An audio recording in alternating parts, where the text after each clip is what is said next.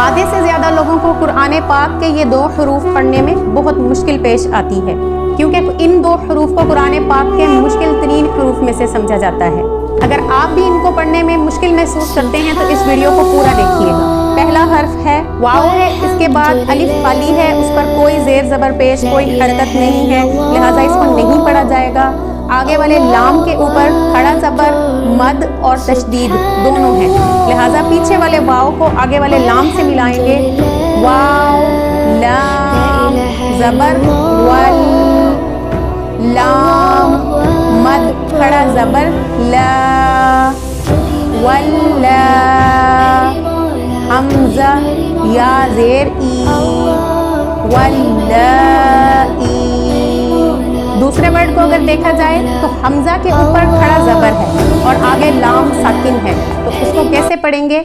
हमज़ा लाम खड़ा ज़बर आल, हमज़ा खड़ी ज़बर आल आ, नून ज़बर ना आल आना। तो ये थी इन दोनों हरूफ की दुरुस्त अदायगी। उम्मीद है कि आपको अच्छे से समझ में आ गया होगा कि इन हरूफ को कुरान पाक में हमने किस तरह से अदा करना है। नेकी की नीयत से इस वीडियो को दूसरों के साथ लाजमी शेयर कीजिएगा, और अगर वीडियो अच्छी लगी हो तो इसको लाइक करके जाइएगा, और ऐसी मज़ीद आसान तजवीद सीरीज़ की वीडियोज़ देखने के लिए मेरे इस चैनल को सब्सक्राइब कर